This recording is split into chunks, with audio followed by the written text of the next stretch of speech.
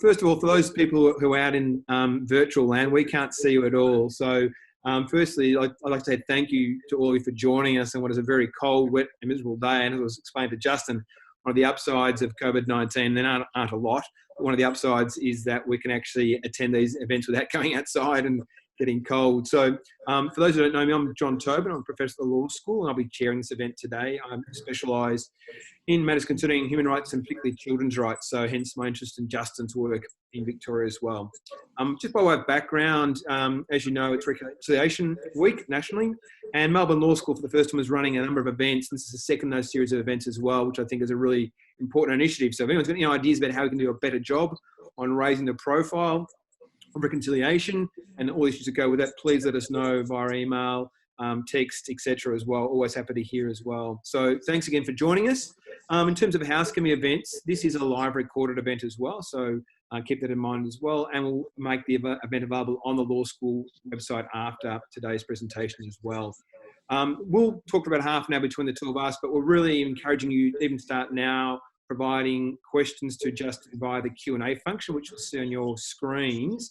The chat function is disabled, but the Q&A is working. So what will happen is as you're asking questions now, one of my colleagues, Abigail Parker, who I'd like to thank for organising the event, she'll be creating those questions and she'll enable those to be put to Justin as well. So we mightn't get them all answered, but we'll try our best to cover the questions or the themes that emerge. So by all means, start asking those questions now if you could.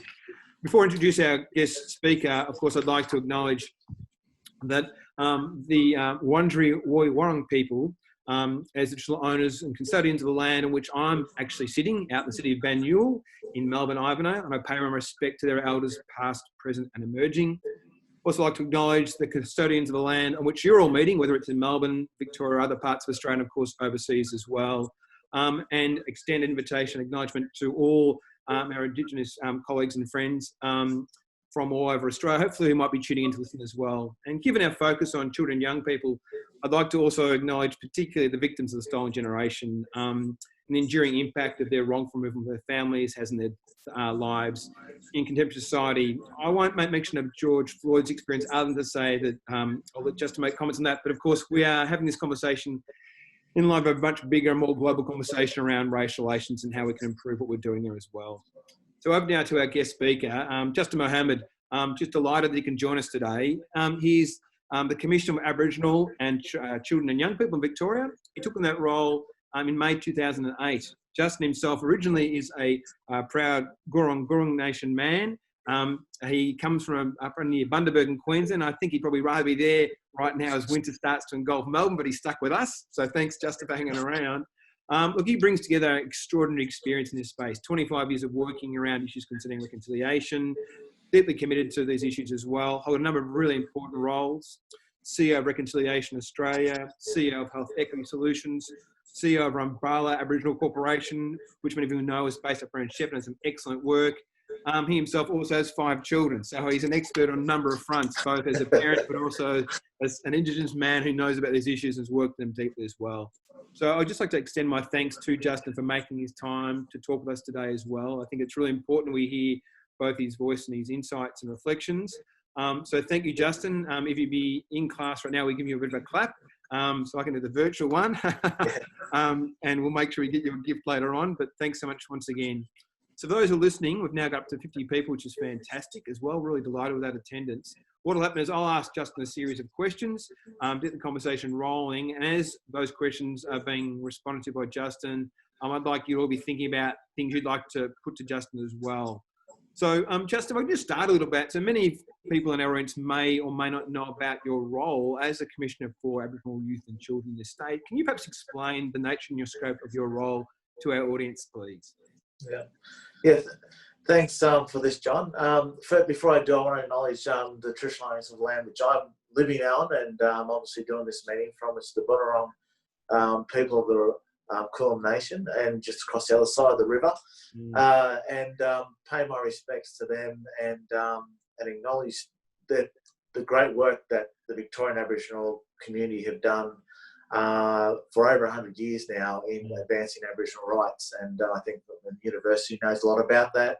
He's mentioned Shepparton, Kamaganja. A lot of great leaders have kind of forged their way and has put a number of things on the agenda nationally as well as on international issues as well.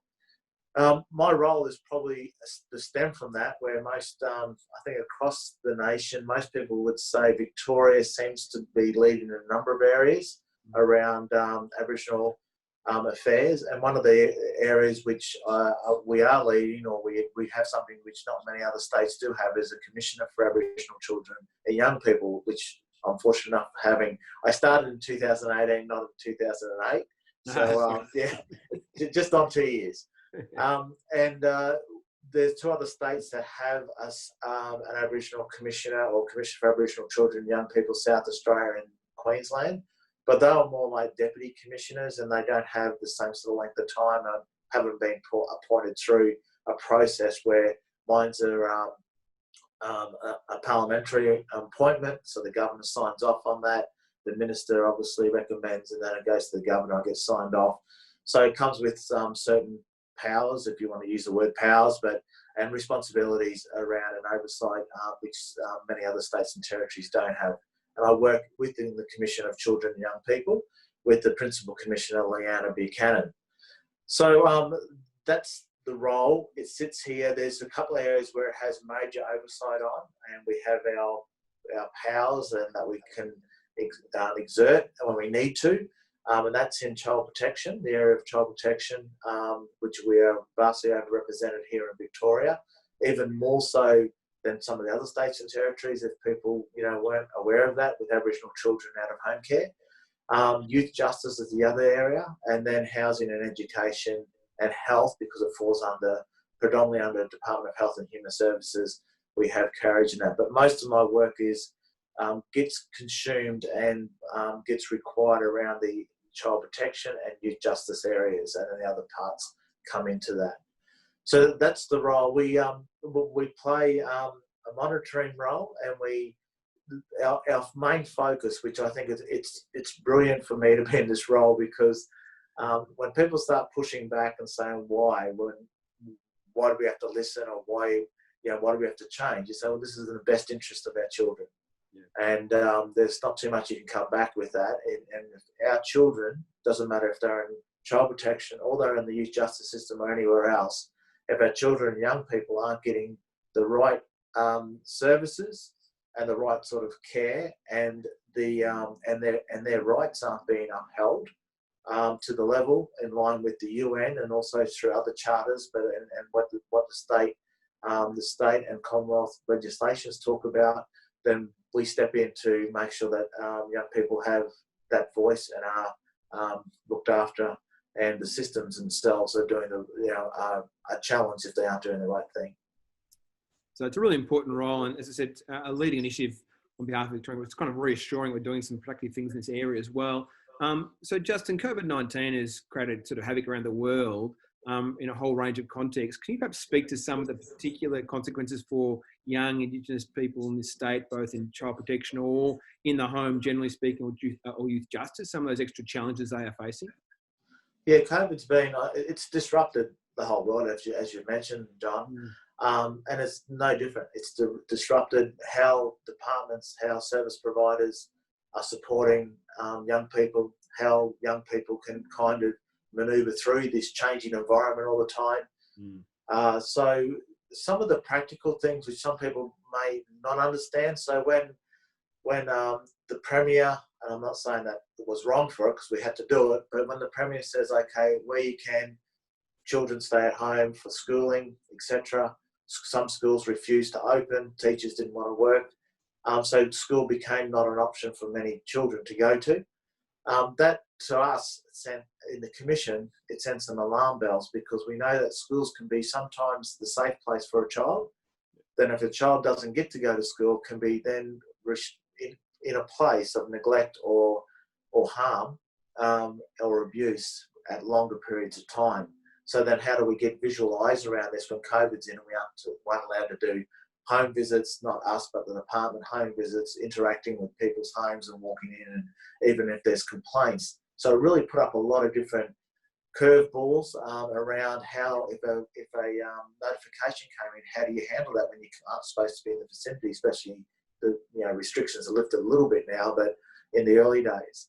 And the other parts where schools quietly, rightly said, we would be offering breakfast programs and lunch programs. Some of the kids weren't even getting nourished or the nutrition they needed at home. So then take all that out, then the child can be quite vulnerable. Within the youth justice system, how to visiting, you've got young people that some of them are age of 11 and 12 locked up, so that they can't get family visits. That's, how do we do that? So it's been really, and in our youth justice systems leading up to COVID, having access to Wi-Fi or Zoom or iPads, etc., weren't allowed, only by phone, which was on the wall. Having one phone, then you'll line up with people. It's like the movies you see, they line up waiting to get their turn. But COVID, in some responses, have made the systems change dramatically so they can get this. We know that it's this very important contact happening. So look, there's a lot of, I can go on, there's so many different areas, and when children go missing, how do we find them, and locate them when there's less people around. So the eyes and ears of knowing where children are more isolated now because of restrictions. So it brought up a whole lot of things that we've got to monitor. And we've been meeting with departments of child protection and justice on a weekly basis, and we never used to, really making sure that these new measures that are in place are actually are out there, trying our best to make sure young people aren't becoming more neglected or more harmed. Can I say, John, though, like every national disaster or when something like this, an epidemic sort of hits, not that I've lived through one, but I think we're bracing ourselves what happens when COVID is fully lifted. What then comes out of this is something we're bracing ourselves for, and hopefully we're trying to minimise that impact as much as possible. What are your fears there, Justin, that point? What are your fears moving forward? What's your sort of biggest concern? Yeah. Well, some of the trauma that maybe young people are experiencing right now, like we know that alcohol consumption's lifted. Yeah. So you can easily say family violence is lifted if the alcohol consumption's lifted. What young people may have had to be experiencing and not having even a break from, or being able to learn anyone about it. And we spoke to some young people, and we're actually challenged. The Commission's been challenged how we communicate with young people now, but online, and them saying that, when things are happening, where do they go? How do they voice this? Who can they talk to that they trust? They just can't pack up and go somewhere else because they aren't allowed to. So some of the things we're worried about is that there could be a whole backlog of unidentified things, reportable incidences, which we may have to pick up after COVID leaves. And that's going to be a real, we're trying our best in Victoria, and the departments, we're really working hard to try to make sure we can, at least get a better understanding. And in the Aboriginal space, one of the things that we've really encouraged the departments to do is not kind of utilise the old world, which that's where they thought, well, that's what everyone was used to doing. We've got the systems where we can keep an eye on people. But in a lot of ways, and it's really been fortunate, a lot of the Aboriginal organisations across the region, Victoria, have said, look, if we can help, give us a call, because we may know where families are, we know where the young person is, and using the eyes and ears of the community a lot more and having that trust. Yeah. So some serious challenges ahead, but the idea of a community becomes critical, doesn't it, as well? So just moving to the reconciliation agenda, Justin, sort of nationally, obviously it's a significant national movement and many measures have been taken. Try to get a sense from you what your understanding is in terms of the insights about what it means for Indigenous adolescents and children, what role they might play and how they might play that in shaping and contributing to national reconciliation. Do you have any thoughts on that at all for us? Yeah, look, I know, John, that was one of the questions we put up, and I was thinking over the weekend, how do I answer that? And I was, as you mentioned, I was the CEO of Reconciliation Australia, so a lot of the things which people read was during my time, and I was a part of developing some of those. But when you see incidences, what's happened in the US with George Floyd, and for an Aboriginal person, and I don't pretend to speak on all Aboriginal and Torres Strait Islander people, but I know many, and I've spoken to many. is that some of that footage, some of what people are saying, it's close to the heart of our people here in Australia, about that fear, about the unknown. It's like, is our children safe? And also knowing when the system doesn't act in the best interest and the harm and trauma that causes. And I just want to just kind of, if I can, just for a minute, just to kind of put in the side of where we are. And I know that the George Floyd part can be easily seen. It's a US issue, and the US have got a lot of race tensions over many, many decades and centuries. And sometimes we say that happens in the US, but it doesn't happen here. And that was we got a couple of friends in the US, and they were on Facebook. I'm not on Facebook, luckily. I refuse to be on it, but my wife is. And she's a strong leader in her own right. Anyway, we had a couple of friends over there posting things up, and my wife put up a post, or just a reply, about us, feeling for them and what they're going through, and kind of and leaning to say that First Nations people in Australia, Aboriginal and Torres Strait Islander people in Australia, that we've got connection to this in a real sense. And she kind of worded it very intelligently, as she does. And it was interesting. A white United States woman replied to her tweet, her message, and said, what's happening in the US is a lot different in Australia. I've been to Australia. I've got friends in Australia. It's a lucky country. It's a place where people can, reach their aspirations. And the Aboriginal people there have been wrongly, treated, but it's a lot better now than what it ever has been. And I just thought, here we go again. It's like Australia can paint this picture that we are a lucky country, and for many it is. A lot of people choose to call this place home. But for the First Nations people, it's been an ongoing, it's very hard, an ongoing slog. And I just want to, I know I've got a bit of time, I'm not worried about the time, but I need to kind of say this, is that in reflection to what's happened with George Floyd, last year in November 2019, and we've kind of forgotten, but a 19-year-old, and we're talking about young people, a 19-year-old Aboriginal man was shot dead in his bed by police in Northern Territory. I mean, that police officer was charged with murder, which we thought was, as it was, but he was granted bail. And when you're in the Aboriginal, in my case, even youth justice, how many Aboriginal children don't even get granted bail? They get remanded for far less offences. And then suspended on full pay. So, until August. This is what happens when there's certain parts of society get treated differently. I mean, 12 months between August 2018 and August 2019, so 12 months, which is not that long ago. This is before the young man was shot in the Northern Territory. 17 Aboriginal people died in custody. That's direct custody. And medical care that was supposed to be given was not, and that was actually higher than the previous 12 months when people died because they didn't get the medical care, or it was shown that not all procedures by police were followed, and that was an increase from the previous 12 months. So are we improving is the question. What does that look for in the future, what you're talking about?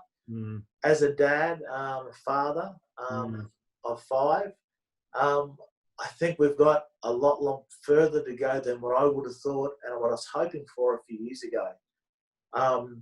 And if you look at the differences where our young people are sitting at the moment, and how can they enjoy the developments that are happening in Victoria around treaty or job opportunities and education, while these other things are happening to sometimes members of their family, it's a very difficult task to move ahead. And I think from Australia, we've got a lot to deal with. And if I don't mind, I'll just move straight into, if you don't mind this, I'll move straight into, there's 5 dimensions in the in reconciliation, which in all the RAPs that are written, the reconciliation action plans, we encourage all the people who got RAPs to include these 5 dimensions and work around it. But I was part of developing these, but when I read these now, in this day and age, and seeing what's kind of happening and seeing what I'm seeing now in my new role, in the last 2 years, of so many of our young people, which make up a large proportion of our population, just basically caught in this cycle These 5 dimensions, I think, gee, we've got a lot. I mean, just speaking honestly with you from my heart, we've got a long way to go. So one of the dimensions is race relations. Yep. So when we think about race relations, you think about the Adam Goods situation, or when people challenge the 26th of January, or Aboriginal athletes may choose not to sing the national anthem. It really stirs up the hornet's nest. It really aggravates our nation. Equality and equity, I think all the statistics show that we're in some places we're going backwards. We make some small gains across a whole lot of the different areas there: education, health, incarceration. Equality and equity is something we'd have to question if we are moving fast enough. Institutional integrity. I mean, these are the companies we just saw recently. Rio Tinto, with that sacred site. Yep. Just that happened in Melbourne. What would go on? Yeah. We see that in many of our law enforcement agencies across the nation. I just mentioned some of the statistics there. Some of the things where our children are being removed. There's more children out of home care now than there was when Stolen Generation happened. In 2016, I'm just throwing a few stats just to give you an example. I don't expect people to feel guilty about it, but this is what's happening. 2016 in Victoria, there was 1,000 young people, children, in out-of-home care. In end of 2018, 2 years later, there's 2,000 children in out-of-home care. Yep. So keeping families together is being torn apart, and some of them, their parents were in out-of-home care, so that cycle continues. So that's institutional integrity. The fourth one is historical acceptance, and I'd put a question: are we ready to really hear the true history of Australia? Are we mature enough to handle it? I think some of Twitter and other things and things that happen, I think maybe there's a bit to go with that. And the fifth one, which sits right in the middle of all this, is unity, but it's pretty hard to have real unity if you're forced into it. Yep. Or you feel you've got no other way to go. So my take on this is we've got a long way to go. It's not inconceivable because we've seen so many great things that are happening. And my position's one of those, not me as a person, but the position and what the government's done, the treaty movement down here and moving towards that. There's some really positive steps, but I will finish this little part of my talk in the sense, there's a board member, when I was in Reconciliation Australia, this board member, an Aboriginal woman from in Northern Territory, and she's one of these people who don't speak a lot, but when they do, everyone shuts up and listens. And other ones you should listen to. So the little story is that we're doing the strategic planning, which came up with these 5 dimensions about what Reconciliation Australia should be doing. And we had all our board members, a facilitator. Many people on this webinar would know those. The people who talk the most usually talk more in those situations. The ones who don't talk that much kind of sit there quietly till they want to get their turn. So she sat for most of the day, and then right at the end of the day, she got up, and when she got up, everyone stopped, and she got a pen, and she just started drawing this picture on the whiteboard, and it was like a park. There was an Aboriginal flag, and she had kids and families there. Swings, it was green grass, and she's a pretty good artist, so she did it pretty quickly. And she goes, "This is what I see," and her first words, "This is how I see Australia." And all the symbols are right. The image looks good from afar. If you're in another country, you come in here. And then she started drawing stuff. She goes, but underneath that crust of green grass, there's this toxicness that sits there. And if you break that surface, that toxins come out. And that's what we see with some of the things that we see around the 26th of January, when we see things around, the Adam Goods scenario and other things that kind of come up. It really unearths this toxic unrest that we have underneath the crust of what we see with the symbols and the acknowledgements and everything that happens. So until we resolve what's underneath the surface, we can build as whatever we like on top. This is her words, but it's not going to fix what's that underneath. And that's the tough area or the hard process for this nation to go through, which we haven't done at this moment. So some serious challenges there. That issue of historical acceptance, Justin, for me is really significant. We just don't seem to know how to do that properly, do we, as well? But you mentioned in that conversation the issue of the treaty in Victoria. Just maybe reflect on that a bit more, and particularly the role of young people, Indigenous young people in that space, and how they're having a voice, if at all, in what that treaty might look like and what it might mean for them at all. Is that something that's part of your mandate? Is it something you thought about as well? Yeah, it's not part of the mandate, but we have a lot of conversations with our Aboriginal leaders in Victoria who are also part of the Assembly, which they call, and they've got positions on there for young people. Yep. I know they're working to try to how to engage with young people, because it's pretty important. I know it's easy to say, let's hear the young people's voice and we should have more young people, but the reality is that us older people just hog the space. It's just the way it is. We get the kids around the table for dinner and say, tell us what you want to do. Before we know, we're already giving them advice and trying to direct them or challenge them. So I think like any establishment or anything which has been developed, we've got to keep reminding ourselves and checking in, are the young people having a voice and are feeling valued around the table. I know that they're trying to do that as best they can, and that's something which I'm going to be speaking with the co-chairs of the Assembly just to ensure that happens. But the other part too is, and we find this in the Commission, we've got to keep challenging ourselves, because the systems that are structured aren't structured to hear the voice of the young people. It's far easy the way we say, well, come to a meeting and come and sit down, and they don't feel empowered to speak, or they don't feel they can, or the platforms which they prefer to use, we think they aren't quite robust enough, or they they don't tick the boxes of formal responses, etc. So I think we've got a challenge, and I think the Assembly and the treaty process in Victoria will need to do that. On the other side of it, if we've got 2,000 young people in and out of home care under the age of 18, and we've got many more which are struggling with other, maybe with the youth justice system or other parts of their life, and just for them to survive from day to day, the question is, how do we have that population base to be able to enjoy the freedom and the expression and experience the aspirations that are set out through the treaty process, which the Victorian government's doing, for our most vulnerable young people, the young people I spoke about earlier, the ones that are locked up, that have been, their first contact police was when they were removed from their parents. Then by the time they were 11, they were in a place like Parkville or Malmesbury at 14, 15 years of age, not receiving education when they should be, in their massive, dealing with just surviving from day to day because of the situation they're in. How do they become part of the leadership, the future leaders and elders of this community, and enjoying what is being developed in its early stages now, but being able to be part of that development?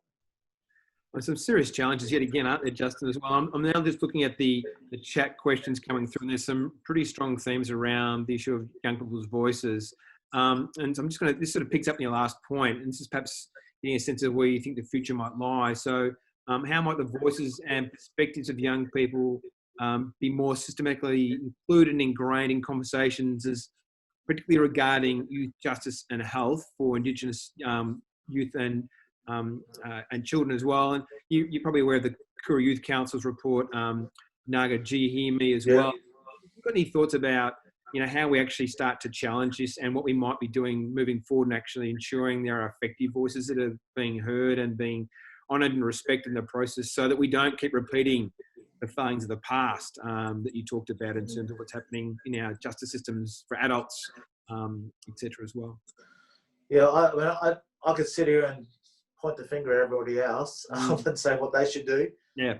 I think it all starts from where we sit in our areas of influence, and that's something we've done with the Commission since COVID's hit.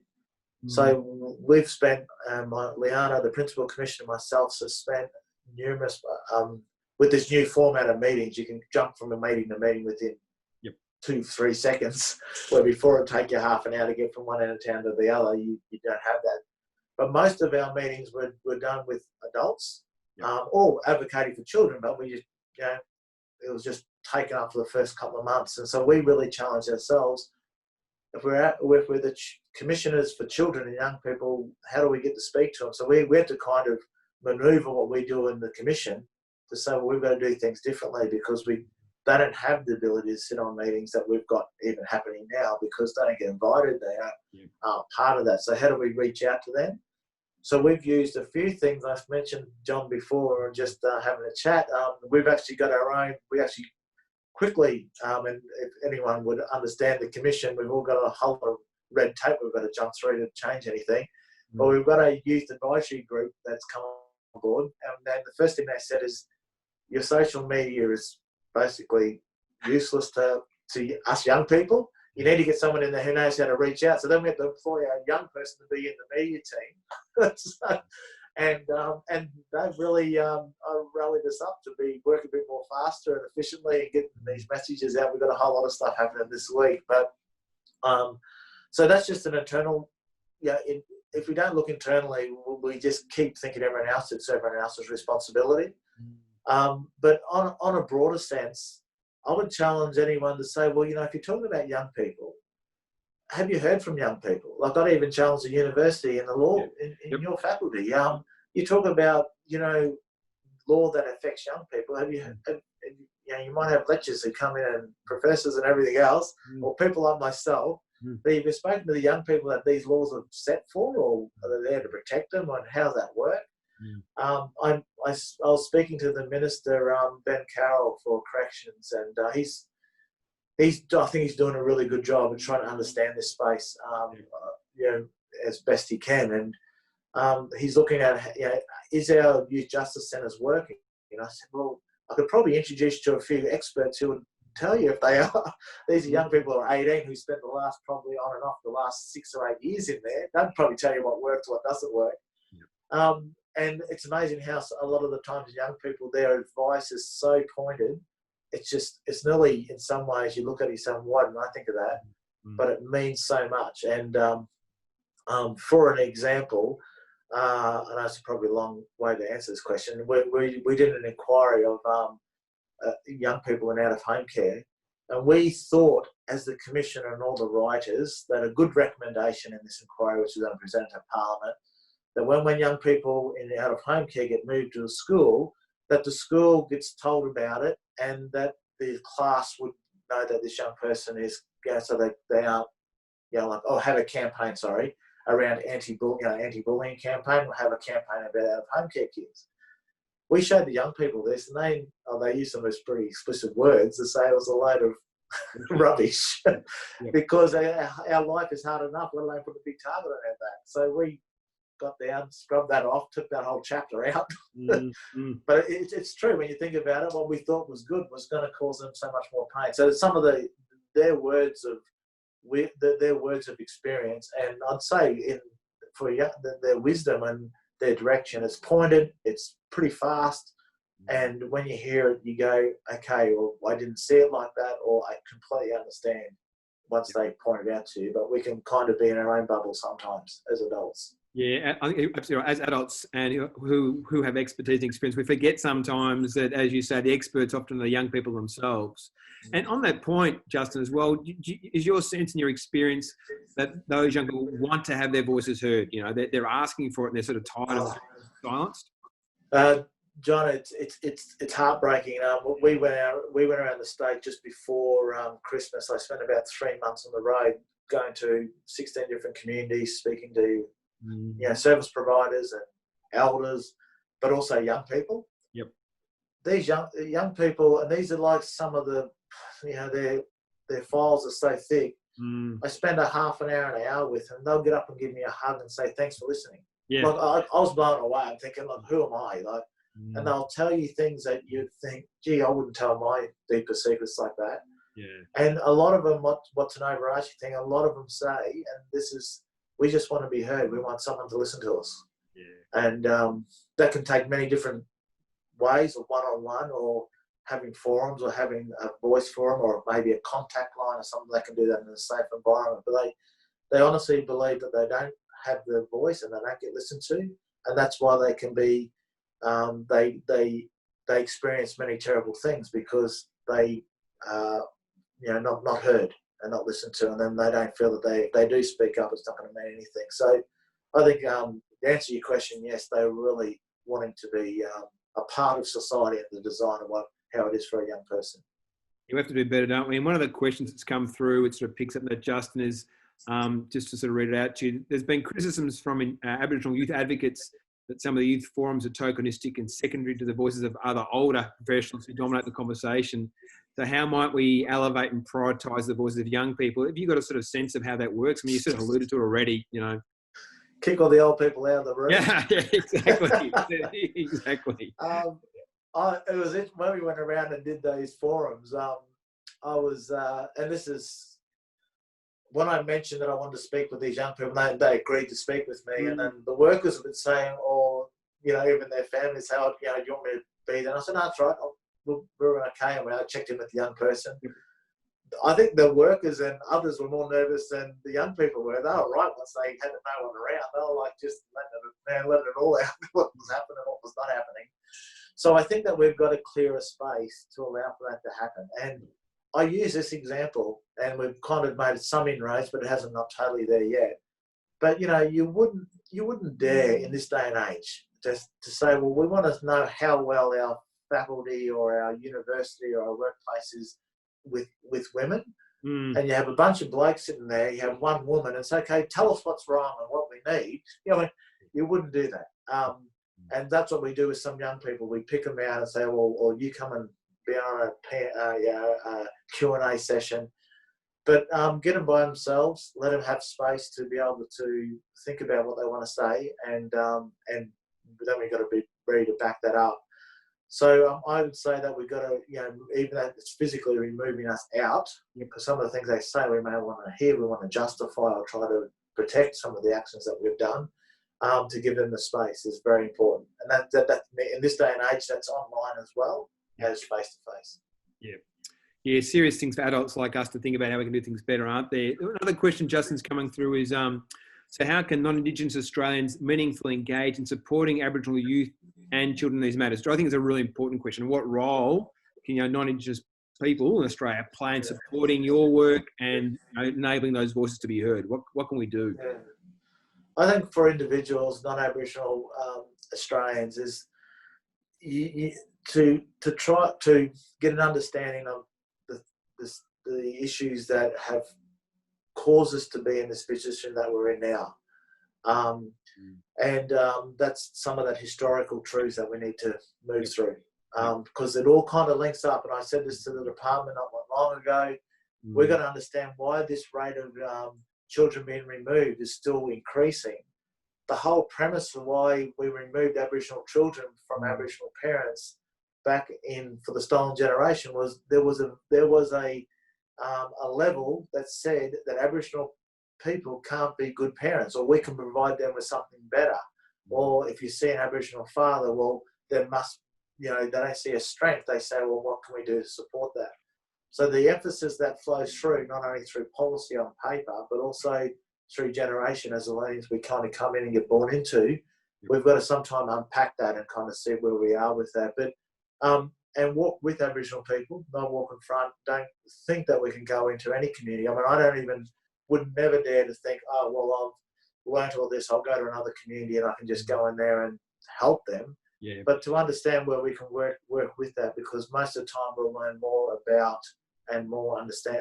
The more we understand, we can actually, and that can be something which can be done jointly, and we can play a part which is not crippling or not hindering progress and self-determination.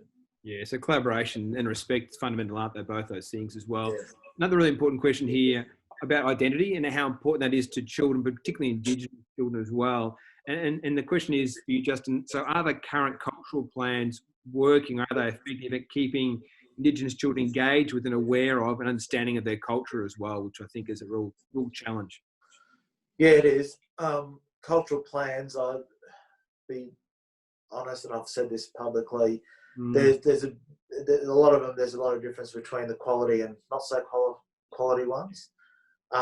Victoria, unfortunately, is one of the states which has the least amount of cultural plans for children that should have cultural plans compared to other states like WA and Queensland. Yep. So we've got some learnings there. Again, I think it's how culture is valued from within the system, Aboriginal culture. And this is the question again, is it Is it the artwork? Is it the dance? Is it the songs that we said? That's what we value, or do we believe that culture can actually be a strength for any person, every Indigenous person that they cannot live without? So then you do everything to make sure it's right. But at the moment, the system hasn't caught up with that at the moment. Cultural plans in some regions are seen to be done. We'll do that when we get time to do it.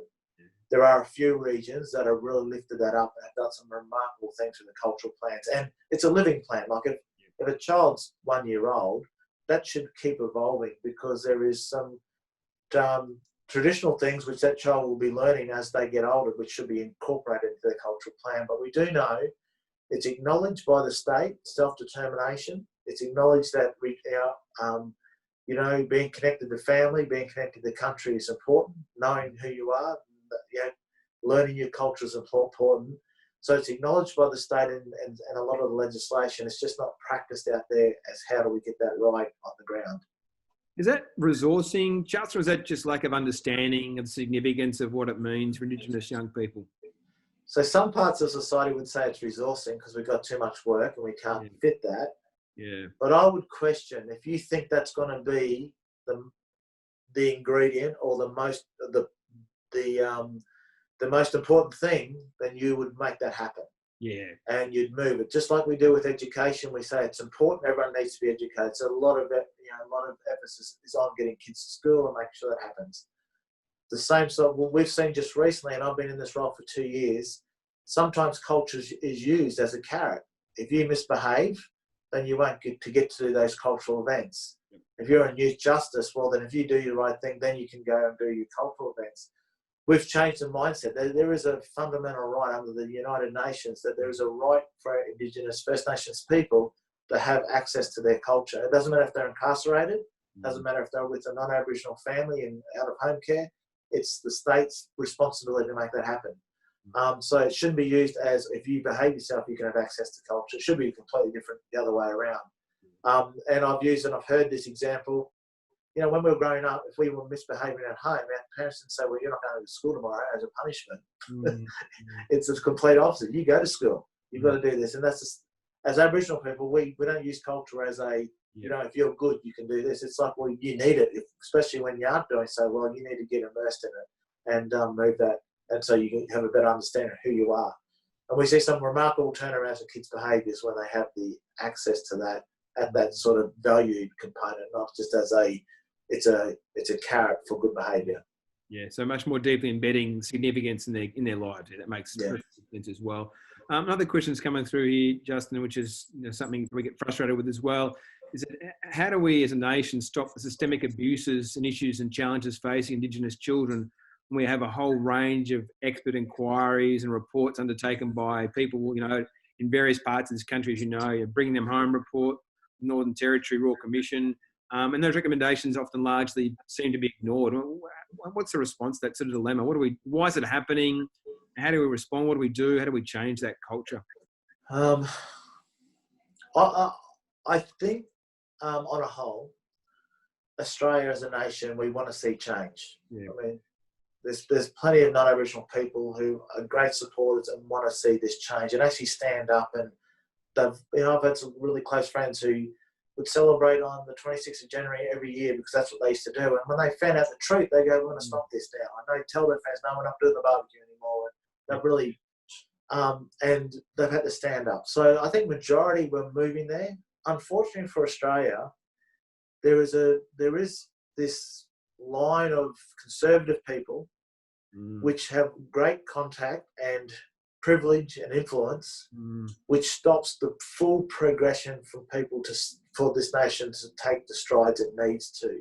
And we've seen that with the apology when Cameron Rudd put through. We thought, wow, we're on the process. We're on I mean, it wasn't going to be the silver bullet that fixed everything, but we're on the right process with that. And then other things were, the Constitution was raised, and that's the making choice, and it went through time and time again. And we see even now, it's stagnant. It's stagnant because people don't want to make. If they don't want to make a change, there's a line in Australia, influencing group, which are pretty conservative, but also very stuck in their ways, which have the influence to stop this happening. And I think it's no more seen, I don't know if it answers your question, but when a local council wants to change when they celebrate the day, the Australia Day, and they want to move that to another date in recognition of their local people, their local Aboriginal people, because they don't want to be offensive and they want to pay that respect. For the federal government, they say, well, if you do that, then we'll cut funds, or we won't support, we won't let you do X, Y, and Z. That shows where our country is, and we're in the balance of trying to figure out, we want to step forward, but there's something holding us back.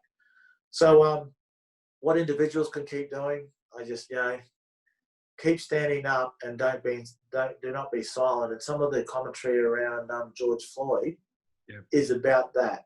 For non-Aboriginal people, for non-coloured people, don't be silent when the jokes are happening, or when you're in a workplace and there's a bias or a stereotype sort of opinions made about a family or a father or a mother. Just pull it into account, like we've been taught to do around family violence. It's not just, oh well, that's not our business. That's the husband and wife down the road. They always fight. No, we've been taught as a society to change that. If you see something that's happening, or a woman is not being treated properly, we're taught now. We teach our sons that you don't let that go by. You need to. And I think the same thing around our First Nations people. And there's plenty of stuff that happens when we Aboriginal and Torres Strait Islander people aren't in the room, and we know that happens. But we can't be everywhere, so we need others to speak out and put it in its place. Yeah, so we've all got a role to play, haven't we, at every level, whether it's university or local community. I think your point of local government's really important as well. A lot of stuff happens there that, sort of starts to challenge those stereotypes also. I'm just conscious of time. We're sort of getting close to wrapping it up now, Justin. Is there anything you want to sort of perhaps just, I suppose from my perspective, you've worked in this space for a long time. Are you hopeful that we, despite some of the challenges, like America, for me, just is unbelievably sad. And I, as you say, think there are connections that we need to acknowledge as well about what's happening in our own country here, for sure. But are you hopeful that we can forge a better path for Indigenous people, and particularly for Indigenous young people, as we move into sort of the next part of the 21st century? Where do you sit in that? What do we have to do? Yeah. When I was younger, and I know there's a couple of people on this webinar which knew when I was younger, but I was always thinking there was a chance, there was strong possibilities. We can make this change, we can make this happen. Yep.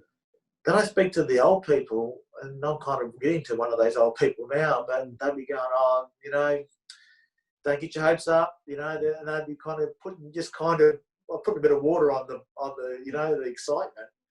And as I get older, I can see where they're coming from. There's some of these things haven't changed for decades after decades. There's been so many promises given and very little actions, as you mentioned, about recommendation, royal commissions, etc., etc. I think I'm a glass half full. I think that this country can do amazing things, and we've shown that we can do amazing things when we're in unity on it. But until we really address the core root of why we get so up in arms about particular things, instead of trying to point the finger at the individual, I think we'll make progress, but it won't be nowhere near at the speed and at the strides we need it to be. And so the next time anyone sees an Aboriginal man or Aboriginal woman who's upset or angry, intoxicated, whatever it might be, I could nearly guarantee you there's a lot of things that are built up to that position.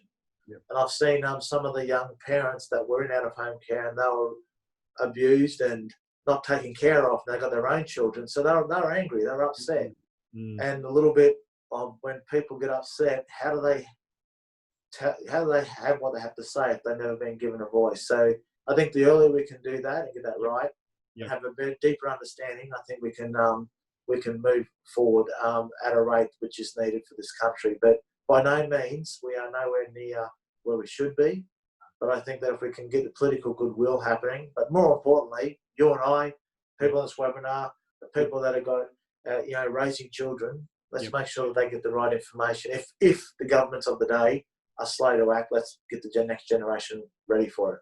Yeah, I like that approach, mate. Let's all do it together. If our leaders are a bit slow, then we've got to start acting and making sure Indigenous young people are sort of becoming the next generation that will have their voices heard in a way that affects change as well. So, conscious of the time, just want to say thank you so much, Justin, for obviously the work you've done over a long period of time, but also the work you're doing now. It's so critically important. If anyone wants to read that Koori Youth Council report, I'd encourage you to do so. Yes. The links to that as well. It's just that point about the desperation to be heard and acknowledged and respected for just being a young person is extraordinary.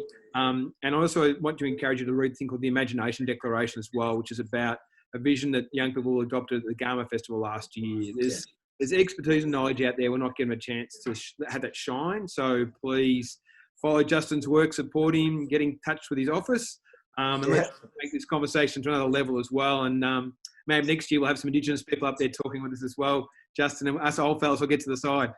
That's the aim. That's the aim.